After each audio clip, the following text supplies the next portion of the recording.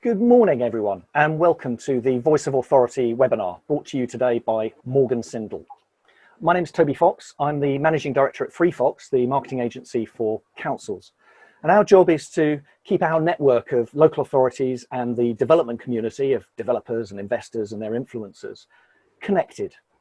During coronavirus, we're doing that through our digital channels. We have Sitematch 365, in which councils brief audiences of developers on opportunities for partnership and development, followed by one-to-one focused online meetings. And the next Sitematch 365 event marks the launch of Ealing Council's Inward Investment magazine and presents its development company, Broadway Living, next Thursday. Hope you tune in for that. Our second channel is this, the Voice of Authority, a platform for councils to discuss the challenges they face, the influences on their decision-making and issues of urgency. The Voice of Authority isn't my voice, it's not 3Fox's voice, it's the voice of the local authorities, it's your voice. And if you'd like to be heard on this platform, get in touch at toby@3fox.co.uk. Next week, we're going to hear some of those voices discussing the government's white paper on planning alongside Montague Evans. I beg your pardon, not next week, on Thursday, August the 27th. And I suspect that could be lively. But so will today's session, where the focus is on supporting business through recovery. We couldn't have timed this much better. Yesterday, we discovered that the UK is suffering the worst economic slump in Europe, that we're in the deepest recession since records began, that quarterly output has collapsed by 20%, and that the Bank of England expects recovery to slow dramatically after the third quarter, reflecting consumers' continued concerns about health risks and fears over job security. GDP will not regain its pre-crisis level until the end of 2021. The Bank of England tells us. But not in Hertfordshire.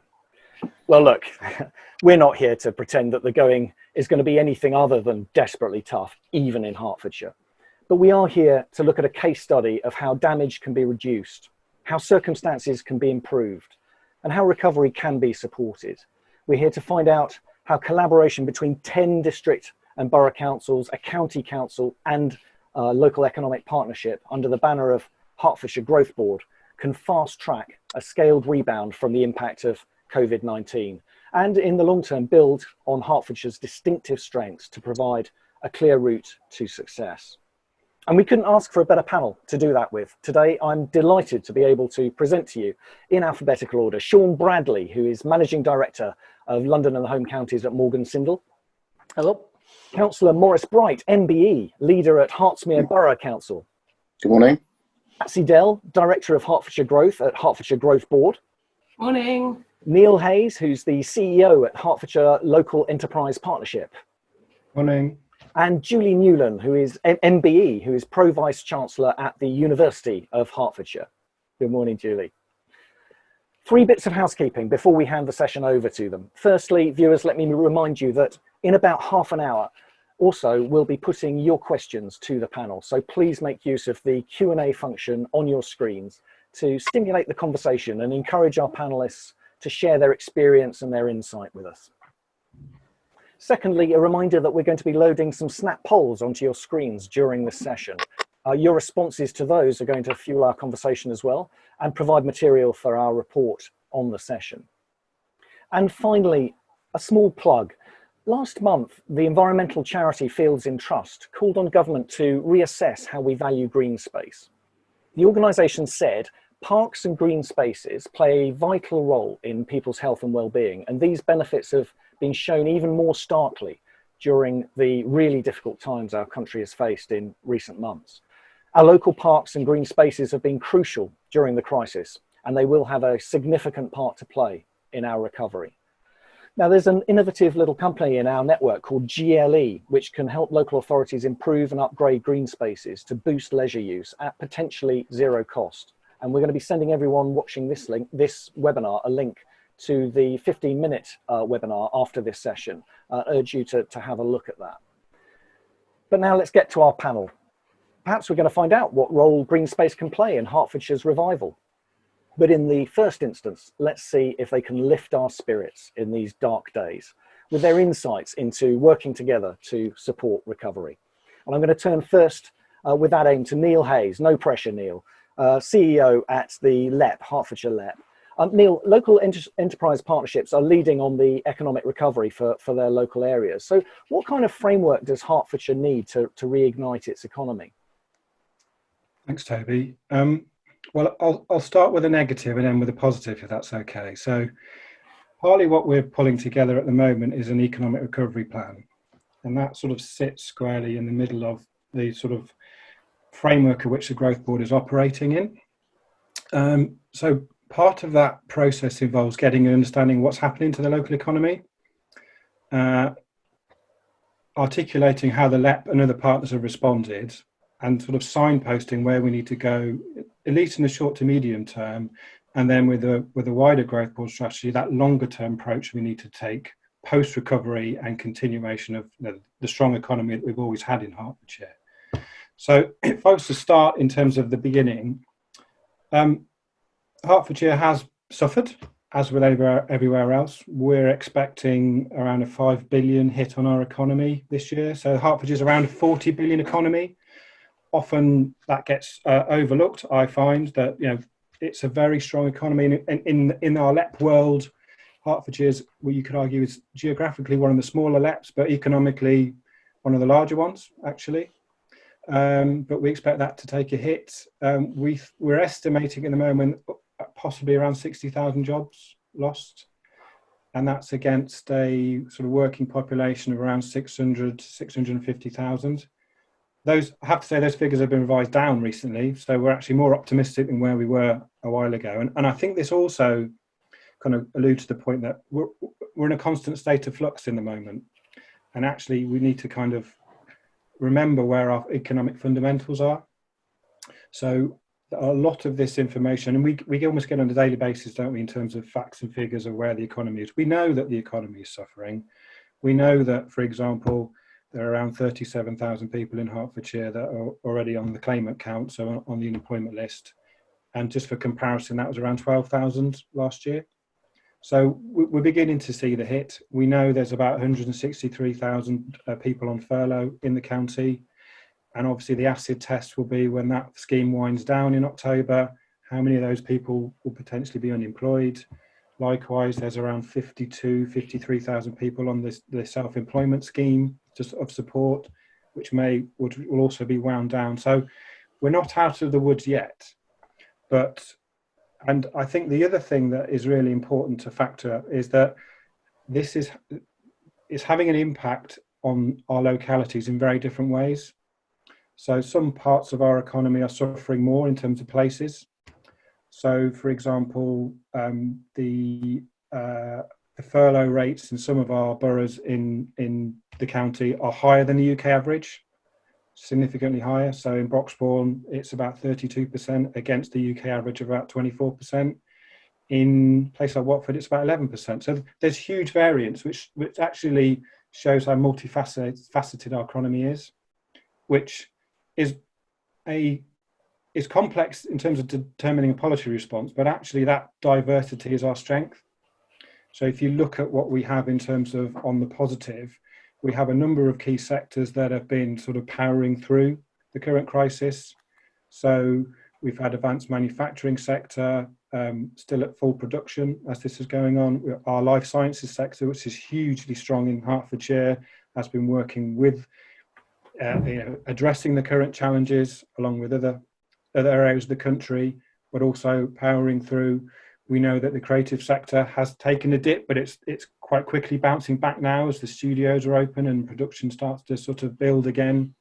But we also know that sectors such as retail that were, let's say, on the decline ahead of this current situation, what you're actually seeing happening is a kind of acceleration of decline over a really rapid period.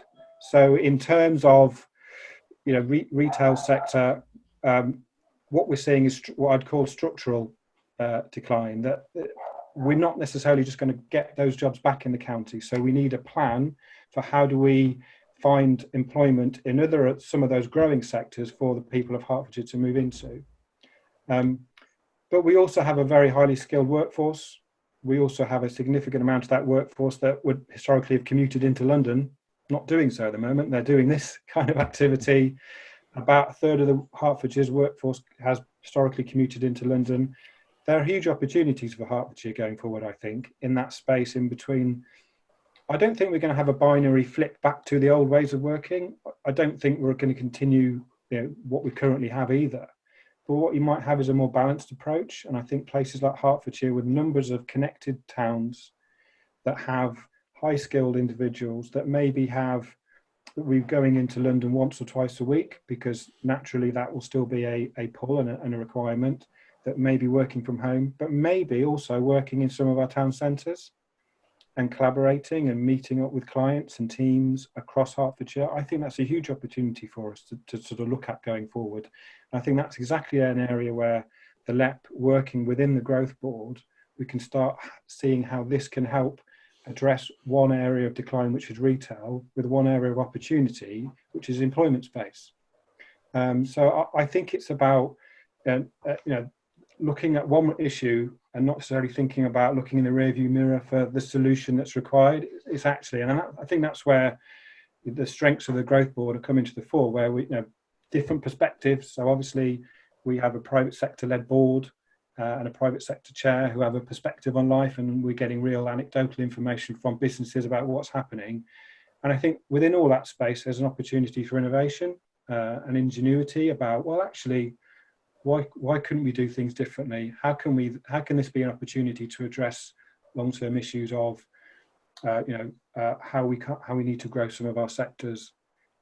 So I think the recovery plan, which will be circulated next week, will give a kind of a view to how the LEP and other partners have addressed kind of the first stage of this response to recovery. So the first few months, the LEP has put a lot of money into sort of support schemes via the Growth Hub, which is delivered in partnership with the university.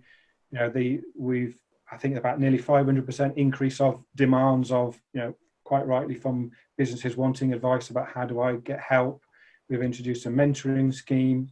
We've also secured about £18 million from government to invest in those areas where we think will create jobs in the future, including Elstree Studios, which Maurice will no doubt talk about later, but also in those sectors I talked about earlier in terms of environmental technologies, life sciences, etc. So it's the way I describe it is we have to deal with the here and now, but always have one eye for the future and how can we make things better over the longer term. And I think the recovery plan gives us a step forward. I think we need another pause, obviously, when national policy changes, such as the white paper, such as coronavirus job retention scheme, and we need to reflect on that. But it doesn't stop us having that long-term aspiration and that long-term ambition. And, I did chuck out some quite scary numbers, I know, at the beginning, but the fundamentals of our economy have been strong. And I think, compared to a lot of other areas, we will see a resilient Hertfordshire economy going forward. Fantastic, Neil. Thank you for setting the scene so succinctly. Let's turn to Councillor Bright then. As you suggested, you mentioned Elstree. What are Hertsmere's plans for economic recovery, Councillor? Well, I'd like to thank my warm-up man, Neil Hayes, first of all. Give the worst possible scenario and then hand over to me, because it can only get better from there. No, I think, in fairness to Neil, I think that all of us in local authorities, once we got over the shock of what effectively, when the pandemic hits and the shutdown, when all our attention had to be on making sure we could provide essential services to people and just keep the world spinning. Once we got through that stage, we had to get, if you like, ahead of the curve, knowing that there would eventually be a stage when we would come out of that, even though we were still in it. So our people were still suffering. We are part of those people, but we had to start considering further ahead. And there have been some very useful discussions taking place with groups and organisations like the LEP, etc. And as has been mentioned with the Hertfordshire Growth Board, this is two years of work that was done ahead of where we are now. All the districts and boroughs, along with county and the LEP, working together to see how we could move the Shire forward. That was before we had these issues. And if anything, we will be more resilient coming out of this as a consequence of the work that was done in advance, even though we didn't necessarily know the dangers that were ahead of us. So we come from this perhaps in a slightly stronger position than other areas might. And yes, there will be a white paper next month looking at ways that local government can perform better together and so on. And I think that we can already show that, thankfully, through the work that we've already done, we may be ahead of the curve on that in that particular area. As far as Hertsmere is concerned, it's an interesting one. As Neil alluded to, we are very a typical commuter land in that a third of our workforce would be going into London every day. And one of the reasons why we had such high COVID rates, as you'll remember very early on, we had very high numbers of old age homes, higher than average elderly population in much of Hertfordshire, high BME community, second most diverse borough and district in Hertfordshire, but we also had a huge number of people that were commuting into London. And once that stopped, the numbers started to fall back, and thankfully they are well under control now. But there were people who are thinking, well, do I want to go back into London? But that's a discussion for I think later on. As far as Hertsmere is concerned, we are very proud, if you like, of our creative industries history. About 10, 15, 20 years ago, creative industries, they weren't dirty words, but they weren't something that was given any credence or credibility. They just were what they were.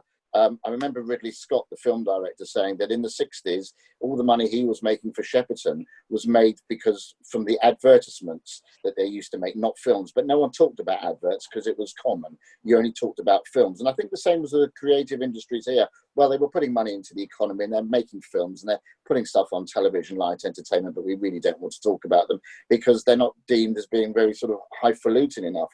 That's now changed. Huge numbers of jobs, huge amounts of money, huge amount of training for the University of Hertfordshire, probably one of the top media training facilities in the country. And of course, now we have, the council owns Elstree Studios, and we have done for over 20 years. That's where they make The Crown, that's where they make Strictly. Those shows are now coming back. We didn't close during COVID, people could still come in, but production effectively stopped. And you're seeing now on television repeats of shows and, you know, Who Wants to Be a Millionaire episodes that we've all been seen before. And I still get the questions wrong. But the reality is production is one of those things that is very, very important because people at the end of the day, even if they're not going out to the cinema yet, will turn their television on. So production is needed. So we know that Leavesden is starting up with films again. Elstree is starting up with ours, with BBC, with the shows like Pointless and The Chase and so on. The Crown and Strictly is coming back in a slightly different form. But of course, while all this has been going on, BBC Elstree, which makes EastEnders and Holby City, has been completely rebuilding its EastEnders set. So it's set for the future, it's digital. And there was the huge news from Sky, Comcast, and NBC Universal that they're opening a £250 million production facility in Bournemouth, 12 new sound stages, 2,000 jobs to be delivered by 2022, and £5 billion of production investment in drama, etc., and so on. And that's all going to be happening up here within Hertsmere. Jobs, money coming in for local economy, money coming into the local businesses and so on. And so we have this great, well, British Hollywood is back, where it used to be many years ago, Elstree and Bournemouth. But that doesn't just go to Elstree and Bournemouth, its spine goes through Hertfordshire, Potters Bar, Radlett and Bushey, training through the UTC, training the next generation through the University of Hertfordshire, because it's all very well saying build stages and they will come. The reason why the Americans like to come over here is because of our technology and of the way that we train people in special effects, for example, but they need to be trained. And then Hertsmere and Hertfordshire will act as a spine as those talented people then go to the creative industries throughout the country. And Hertsmere is delighted to be able to lead on that. And we see that that is already having an effect. So I see the future as being, well, I was going to say bright, but that sounds a bit tacky. But I see the future as being an opportunity. We've got through the shock of this all now. And what people and residents and businesses need to know is that we've got their back, and that whilst the numbers of those people losing jobs is high, there will be opportunities for some, and we will do our best to make sure that they're equally distributed and that we can train people into the next generation of work. So I think it's good news, and I'm very proud to lead an authority that's forward thinking, is entrepreneurial, as well as be chairman of a board of studios, which is producing some of the top entertainment in the country, which at this time is needed more than ever. And what role, Councillor, do you feel that the Growth Board can play in supporting and working with Hertsmere in that process? Well, you've got to understand that it's very easy to say that you have a studios, but for Hertsmere, having our own studios, we don't just benefit when people come into our studios and hire a stage, like they do at Leavesden or Pinewood, for example. If they're hiring a facility, fine, but they may want to be out on location. And Hertfordshire locations, across all the 10 districts and boroughs, for example, One of the reasons why we pushed through a private act of Parliament, Filming on the Highways Act 2014, to attract more people into Hertfordshire. But the economic spend each day, depending on where they are, is quite high. So if you're a television on location production, then you'll be spending £20,000 in local economies. If you're making a film in Hertfordshire on location, you'll be spending £40,000 a day. So Hertsmere may get the production offices and the costume. That's one bit of bubble. But the double bubble comes from all the money that's then spent in the local areas, whether that be Hertsmere or anywhere else in Hertfordshire. And Hertfordshire see that. So, and the LEP sees that by all working together across boundary, you know, we can say, well, you've got Hatfield House and you've got that way and you've got that way. We're happy to act, if you like, as a conduit to send productions out. And the Growth Board, if you like, is an umbrella organisation like the LEP that says, how can we add value to this, not just for Hertsmere and for your studios, but for our residents, our services, which don't have to be necessarily production services. It's all the ancillary industries that go with it, and all the catering and all the restaurants and the car parks and the accommodation that needs to go with it. So we have a close relationship with the Growth Board. All the districts and boroughs are very much on side. The LEP have been an absolute delight, and it does look very much like in a few weeks' time, fingers crossed, we will be in a position to take a project that would have cost the borough £12 million to build 2 new stages at the back of our site, which at the last minute we decided not to take to council in March, April, because we didn't want to take a risk with any reserves because we didn't know what was going to happen.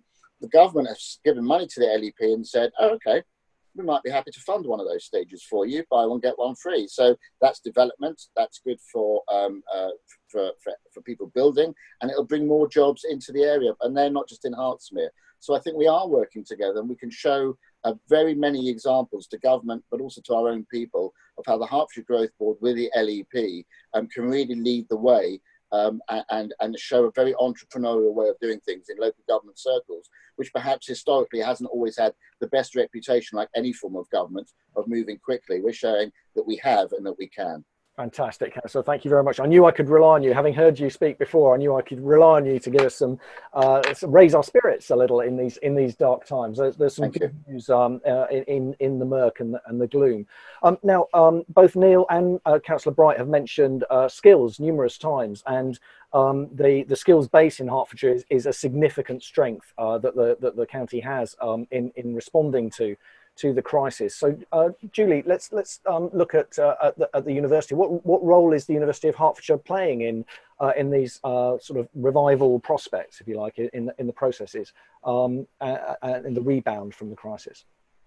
Yes, good morning, and thank you for inviting me. Well, I think the university plays a role, in a vital role, but in 3 key areas. The first one clearly is skills, working closely with industry, with our colleges, to ensure that we are producing really highly skilled workforce, and that is a relevant workforce, and in the areas that are needed. And so that's one of the major areas of clearly that we contribute.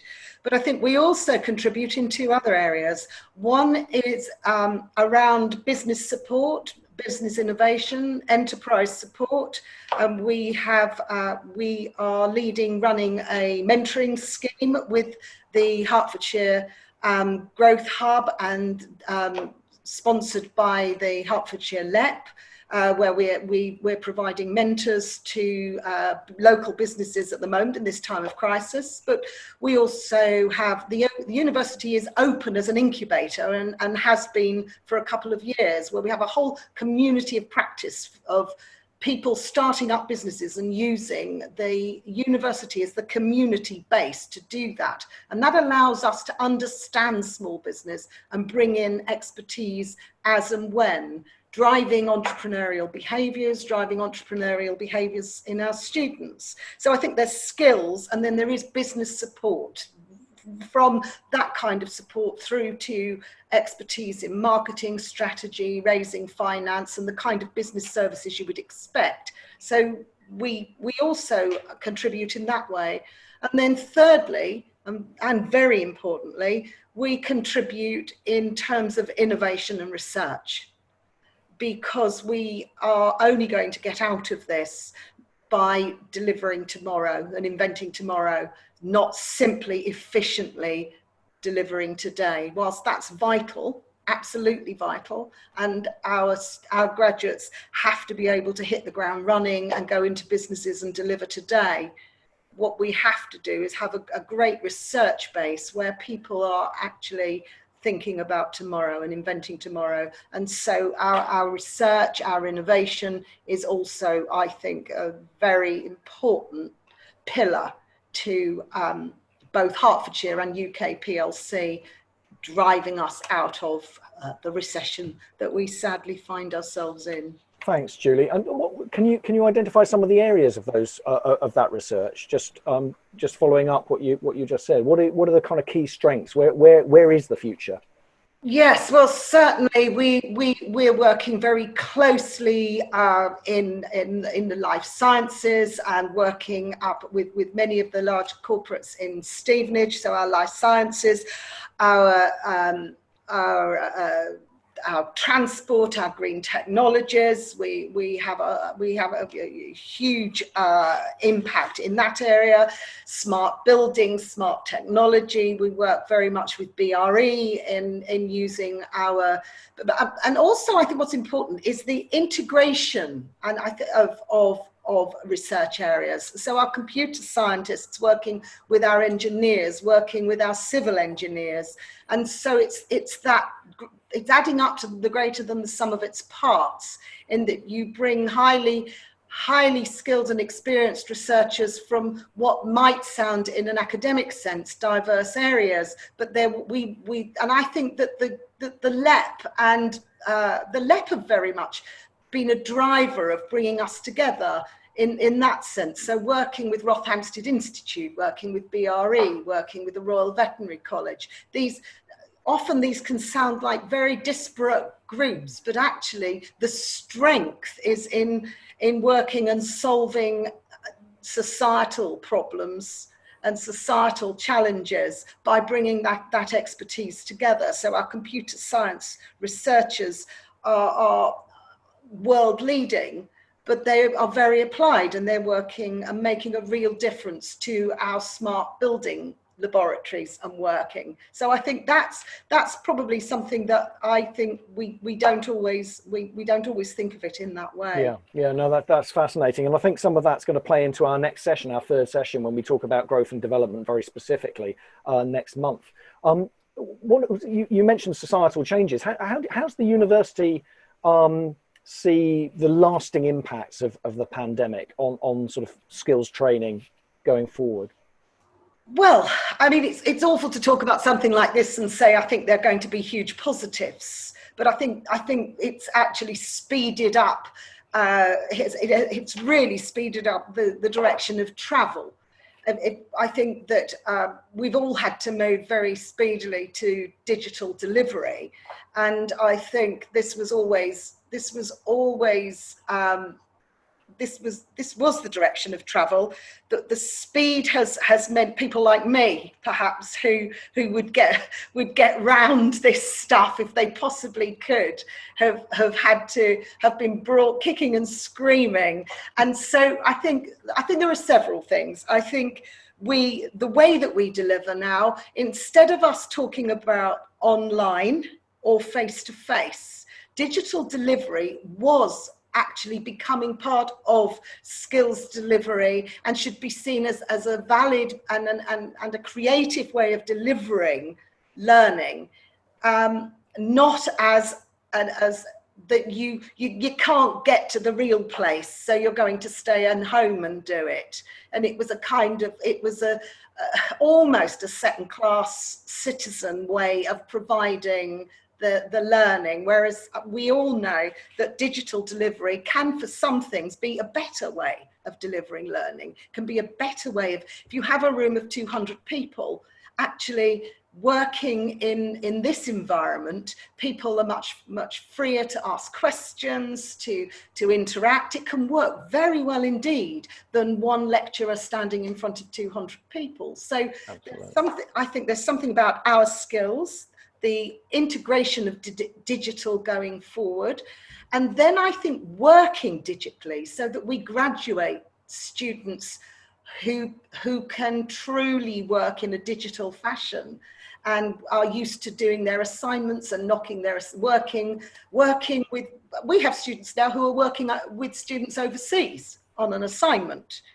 I mean, we've always done it, and it has been possible for some time, but I think this has accelerated that, so that our students are becoming much more able to work globally, because if you're going to work in this way, it matters not. We have assignments where students from the University of Hertfordshire are working with one of our partner institutes in Kuala Lumpur, and they're doing a combined assignment. So I think that the way we teach and the flexibility, and I think flexibility is going to be vital for upskilling people. But I think it's going to be, it's culturally changed us from thinking that it's an alternative because I can't get to actually seeing it as a positive.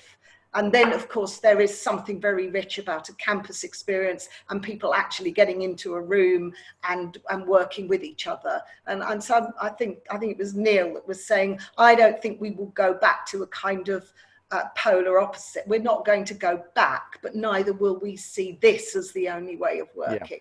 There's going to be, I think, a very rich combination, and we're going to use all of the opportunities. And I think that's going to make for a much more creative and richer way of working. Yeah, and there are some real implications, as was raised earlier, around placemaking, around that. What's the future for towns on the outskirts of London? But that's brilliant. Julie, thank you very much. I can assure the audience that there was no kicking or screaming when you joined Zoom this morning. In fact, Julie, I don't mean to embarrass you, but you solved a technical problem yourself in making the connection work out. So that upskilling programme is clearly in force at the University of Hertfordshire. Patsy, the turning to the growth board, why is good growth curation at a local level so important for Hertfordshire's economic recovery? And can you talk a little bit around what is meant by good growth, following our conversation at a session last week? Yeah, thanks Toby, and thanks for giving me a repeat opportunity to come back and talk about the growth board. So I'm very appreciative of that.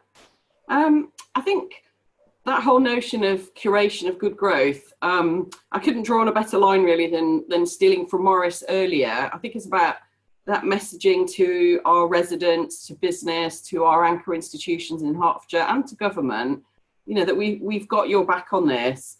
Probably what we're doing, I think, through the growth board and the work we're doing isn't rocket science, but I think the way that we're trying to put it together and work, you know, coherently, really understanding our place, understanding the assets we have, really thinking about the impact, but keeping track of that as we go forward, because it is a changing picture, as Neil's described that.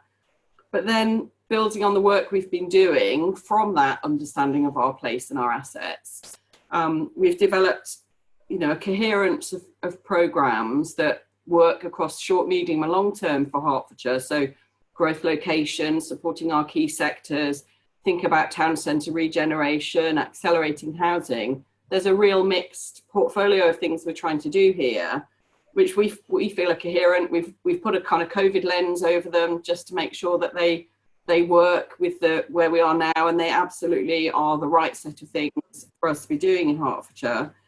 We've also brought that political, business, civic leadership position together, which I think for people investing in Hertfordshire and wanting to know, you know, how we're working also speaks to the strength of how we're trying to respond and curate that good growth in Hertfordshire. So it's a mixture of things, but pulled together with coherence, I think, and you know, incredibly important for places, I think, to understand that the institutions within it are looking out for their place and are working together well, collaboratively, to join up and get more than the sum of the parts in a response and in future. So, you know, I think that's the basis of what we're trying to do here. What can you say about the sort of short and medium term targets, Patsy? What are the specifics of what the growth board is targeting? So, I mean, some of them are around kind of process, joining up, having clarity of ambition, working more systematically together. So, you know, Neil's described a lot of what's happened in the short term to be looking at how we can support, for example, construction, continuing to deliver planning and other services, where we can apply flexibility to keep the construction sector moving. The LEP have led on a huge amount of local business support. We've spent a lot of time continuing with these longer term plans for the Growth Board, and the feedback we've had from government is that really speaks to our commitment to taking that longer term perspective to recovery. We're continuing to have conversations with government in the hope that we will end up with a growth and housing deal to support our delivery ambitions in Hertfordshire.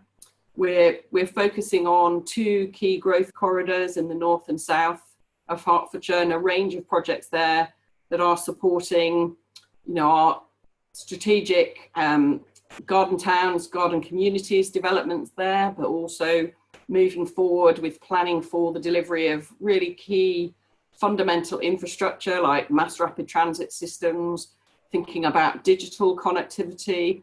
And all of these things have a role to play in that changing, perhaps future world of working from home in Hertfordshire. We're trying to anticipate that and take the opportunities that arise out of the COVID situation, perhaps for maybe when things settle down a bit more, a world with better air quality, where people will want to work from home, but as Neil said, they might want to work in some of our high streets that might be repurposed to help, a 1 or 2 day a week working from a local employment hub.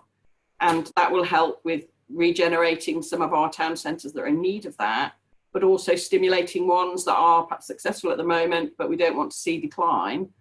So I think there are a range of programmes, the things we're working on that hit that short term, medium term and longer term in curating, a place-based response for Hertfordshire.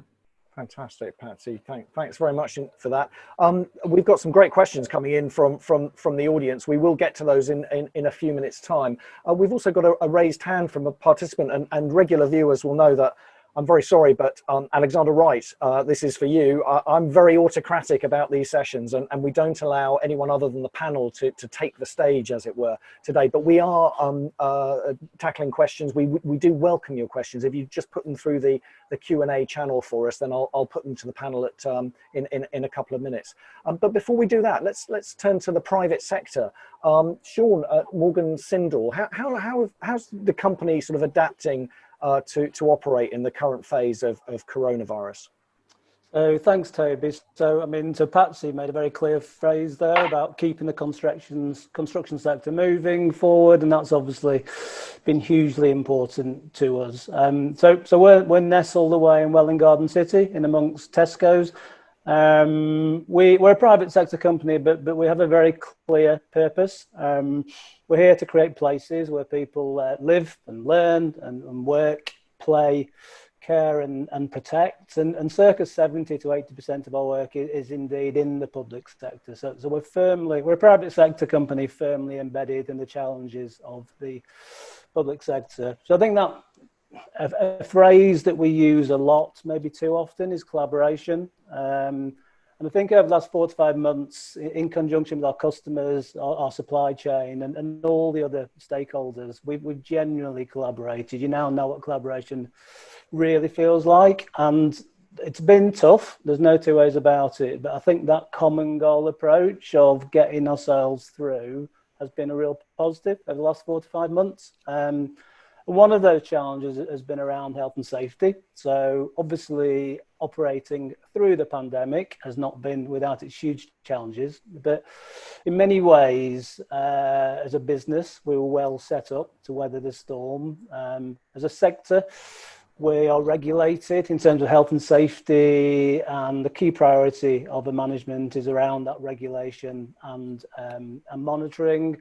So we use to change, we adapt well, and throughout the whole process, all of our sites have remained fully operational, safe, and following, and in many cases exceeding the best practice, the industry guidelines.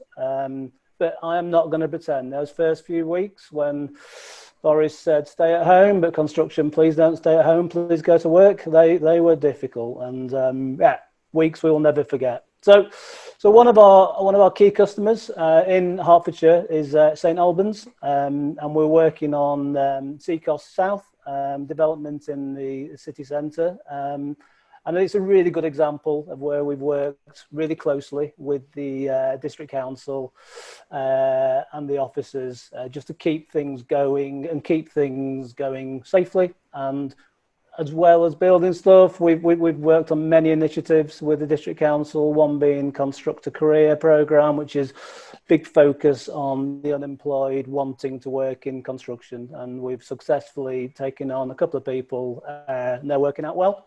So on a macro level, obviously the coronavirus job retention scheme has been significant and really valuable for the sector. In the short term, it certainly helped us out, but recently we've made the decision to return all of the money received by the scheme, that's circa £9.3 million, back to the public sector. And why have we done that? So we entered COVID in a strong financial position as a business. We've been resilient throughout it all, and it's been deemed by the board to be appropriate to repay it back to the taxpayer. So that decision has been made recently. But the coronavirus scheme certainly helped us in terms of cash flow. I think it's often said in construction, cash flow being the lifeblood of the industry, it's never been more pertinent than at the moment. So back to that collaboration, we've been working with our customers and our supply chain and suppliers just to keep the money flowing through some pretty remarkable times, to be fair. Absolutely, Sean. Absolutely, and you know, it speaks volumes for you as a business that the gesture of returning that money once the cash flow issues have been overcome through the government's intervention. So well done for that. As an investor in Hertfordshire, out of all the things you've heard today, what are the sort of 2 or 3 things that most interest or pique your attention or excite you? So I think the University of Hertfordshire is really important. So it's really important, as Julie said, in terms of providing the skilled workforce. But there's also the other aspect of actually capital works that are being undertaken at the University of Hertfordshire. It's an environment that we really enjoy working in. I think we've done circa 10 jobs in the last 15 years, and ourselves, local SMEs, other local contractors, that physical activity of doing work to generate those learning environments, that would be really good for all parties. I think I'm really interested in that conversation about people not commuting into London. And the opportunities that arise there. I think everybody's grappling with that at the moment, but I think working with all the participants on this call and the wider Hertfordshire to benefit, I think public and private sector working together on that, I think would be astounding. And also, you know, we have a joint venture between Morgan Sindall Investments Limited and Hertfordshire County Council, which is accessed by all the district councils, called Cllr, which is, in our opinion, a really good example of the public and private sector working together to generate positive outcomes, which is what's been talked about on this. So I think they're the 3 things that come about, and just I listened to the last webinar and the enthusiasm and the energy that's been put in to keep Hertfordshire going. It's good. It's really good to hear. And so you've talked about you're in a new phase in terms of the pandemic. You're starting to look forward rather than worrying about the current time. And you're clearly a committed investor to Hertfordshire. So just briefly, if you would, in your view, what role can the growth board play in improving those relationships, in helping you do business, in helping you improve the economy locally?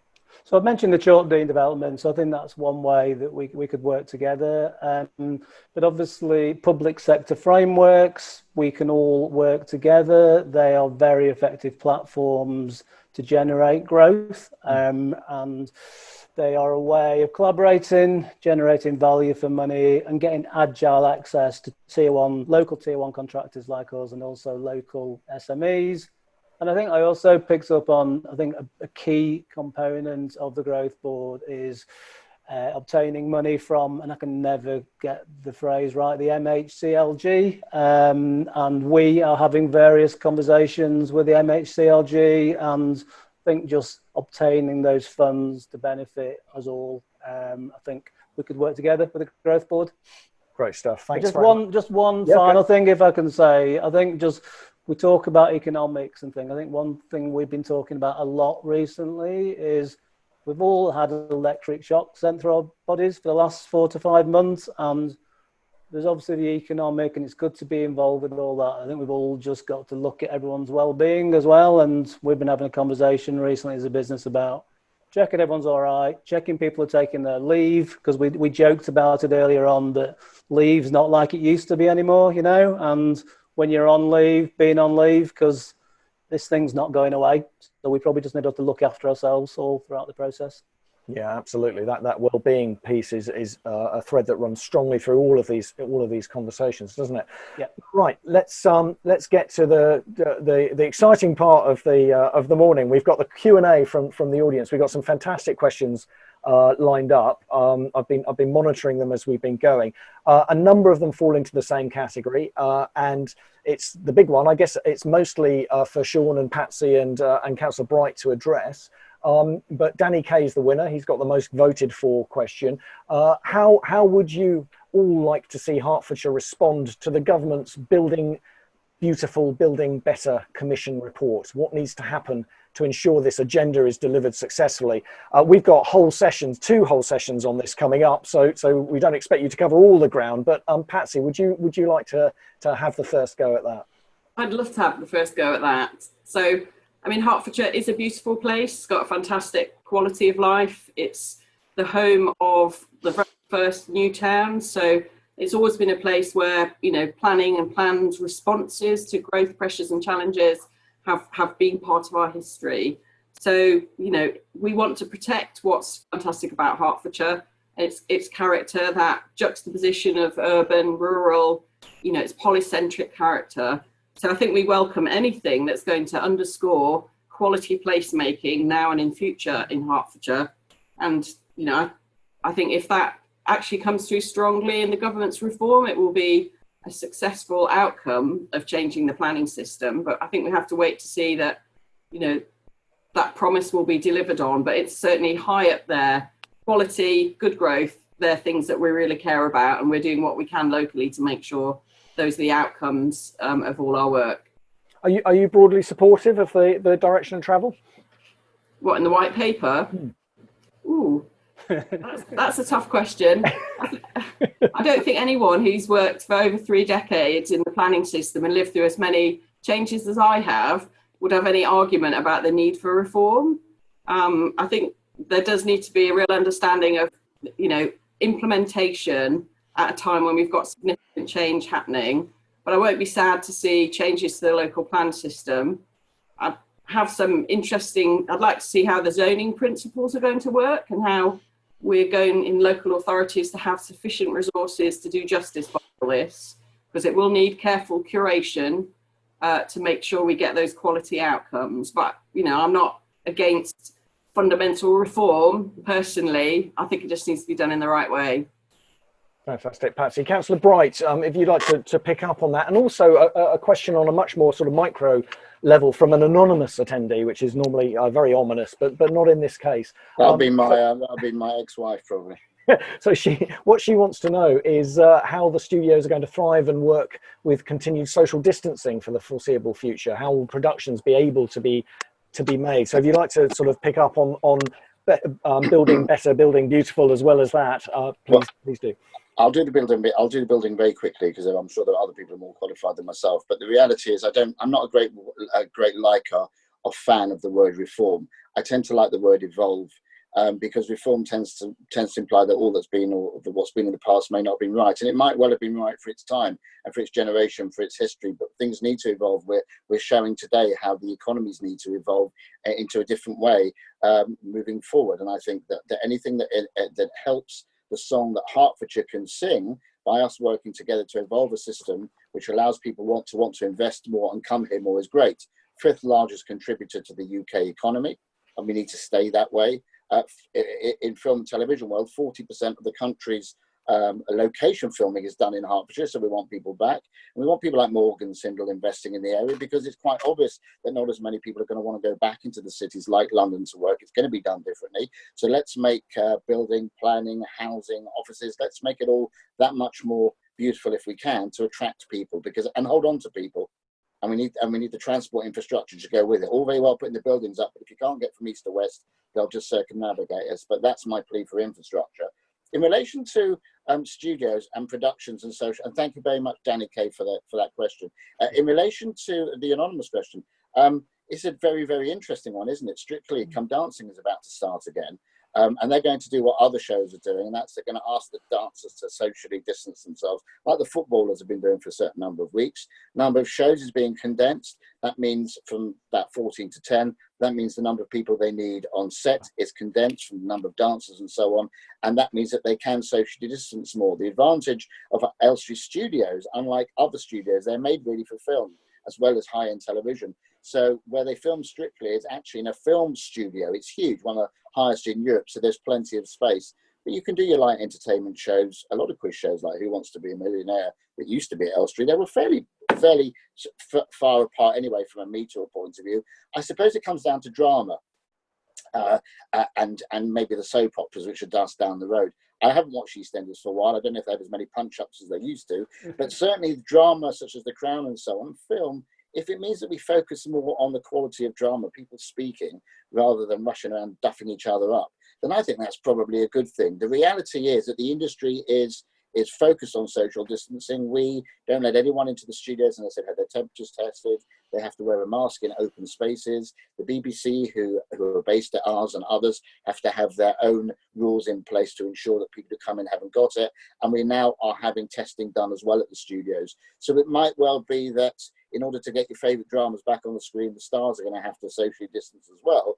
The reality is there's a lot of work out there for actors and people in the industry at the moment, because there's not huge amounts of production going on, and I'm sure they'll all be prepared to do. But one thing we do know, as I've said to you before, that hopefully we go back to the cinema, but one thing we do at the end of the day is we switch on the television. It is a voracious beast that needs feeding, and the industry is adapting its methods to allow for our favourite shows to be made in order to keep the industry going, keep the jobs in the industry, and keep the people happy. Absolutely. I must say, you mentioned drama. A lot of the drama presumably goes out of Strictly, certainly in the drama in the sense of marital relationships with social distancing. So we'll see how that plays out in the Daily Mail over the coming months. Well, I can tell you privately, because I know there's only a couple of hundred of us here. I went to finally see it about 3 years ago, and after the show, I was invited to go. After the show, my wife kissed Brian Connolly. Brian Connolly kissed her, right? It was a show, and we're getting divorced now, not me and Brian Connolly. So I don't know if it's the curse of Strictly or not, and it's Brian Connolly or me, but you've got to watch it up there. You've got to watch it. Okay. Wear masks at all times. Brian is no longer welcome in Hertsmere. Neil, feel free to pick up on either of those strands. So the government white paper and the effect of social distancing on the way businesses are evolving. But also there's quite a technical question here from Duncan Bell that is actually worth answering in terms of making things clearer for the audience, for investors and developers in particular, from my point of view. In terms of aims and objectives, what is the fundamental difference between a growth board and a LEP? I think the LEP, I would describe it, it's a component part of the growth board.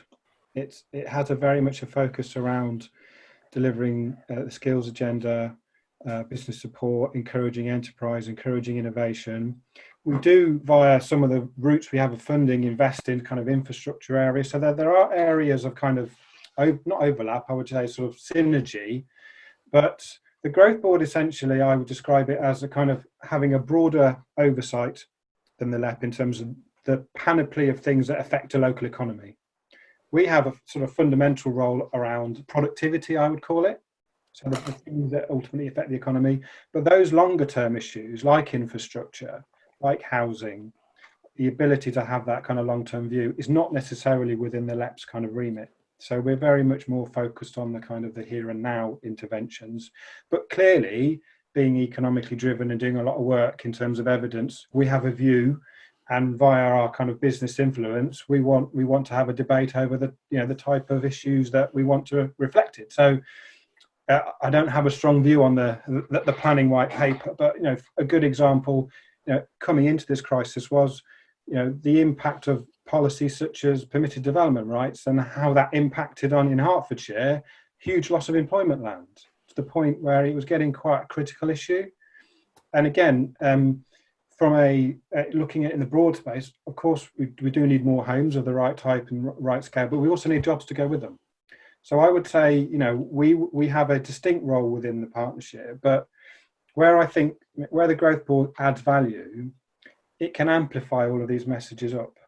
And as a place that we can have unity of voice, that is what government listens to. We all have our roots individually, and the universities, local authorities, we all have our own sort of roots and voices into government.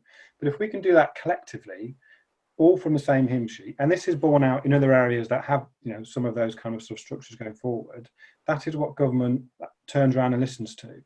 So we'll be sort of working within the Growth Board, championing the issues that mean something to us, and we were delivering stuff. A huge element of what we do is supporting the Growth Board, but we're not going to achieve all that we want to achieve unless we're more joined up, and that's where we see the value. Fantastic, thanks Neil. And you might want to comment on this before I move this on to Julie as well. There's an interesting question from Chantel Lommel, or Lommel, I hope I got that right, Chantel. Digital learning may be a better way, but what about all the families who don't have digital skills and or the technology at home to be able to engage with digital learning? Too many families don't have those facilities. What can the Growth Board, the LEP, the university do to support those families? Neil, do you want to pick up on that first? Yeah. I think it's a very pertinent question. What we don't want is a digital divide, and also building on Tim's point around supporting people in declining parts of the economy. This isn't just about making the better places even better at the expense of places that are suffering. What we need to do is have a better balance of encouraging the areas of growth which the private sector wants to invest with a supply of people in the locality that can provide that local growth, that we're not importing people into Hertfordshire to provide jobs that actually local people could do. Now, where there's a mismatch, that is where the LEP and other partners can work with, as Julie mentioned, University, FE. We can try and secure funding, try and do on a local level a better job of matching local skills needs that meet local demands. So we're not having this disjointed effect that, we talked about commuting into London. We also import people into Hertfordshire to do jobs in places like Stevenage, etc., and St Albans. I think, the current climate actually makes us question some of that now. So we can be more sustainable in terms of that ability to grow, have more of our local talent pools meeting that local need. I think the challenges are when, particularly with skills, a lot of the kind of the policy drivers and the funding are set at national level. So it's actually difficult to pull a lever and actually get some funding and say, right, we know that there's X number of engineers required to support this sector. Here's a bit of funding. We know there's an aggregate sort of number of people, young people in this area that would want to do that. Away you go. It's getting better, but we're not quite there yet. So that the system doesn't quite work for us at this point in time. But part of the working with the Growth Board is asking for some of those those levers. It's actually saying, can we have the right to self-determine some of these things rather than having to sort of make the case to government for every single initiative? Yeah, it sounds so simple when you put it like that, Neil. It sounds so simple. Julie, would you like to add anything to that outlook? Yes, I mean, I think firstly I would say I don't think digital is better. I think it's a very rich and creative additional way to manage our learning experience, and I think it's also the way that people are going to work additionally. So therefore, it's so vital. So, I think what is better is to have a really rich mix. I think in terms of people that don't have access, I think our 4 colleges, we cover the entire county with FE colleges, and I think so. I think our educational and skills outreach in that sense is very good in this county, because we do have those 4 excellent colleges.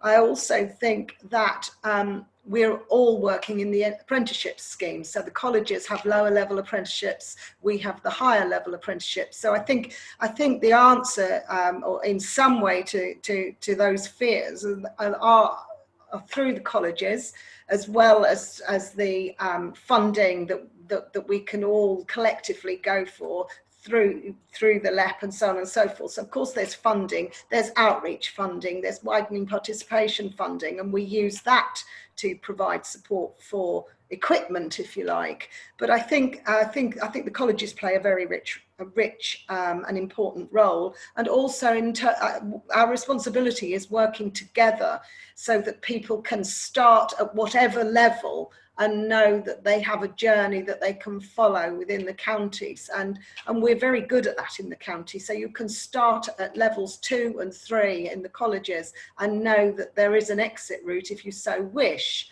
right the way up to postgraduate and PhD level. And that again is that cooperation and collaboration between us all is vital. And I think that perhaps we don't make enough of that already existing.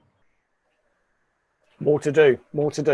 Sean, I wanted to come to you and ask you about your involvement in apprenticeships. You've mentioned that already, and I know you've got a very full programme there, but we're out of time. It seems from this side of the screen that an hour slips by in a flash, because there's so much ground being covered and so much insight being shared. I hope that's a view that's shared by the audience as well. It's been an absorbing discussion, a wide-ranging and lots of insight. Thank you so much. I hope everyone's been able to take something useful from today. Thank you to our panel, especially for being so lively and engaging and sharing your knowledge with us.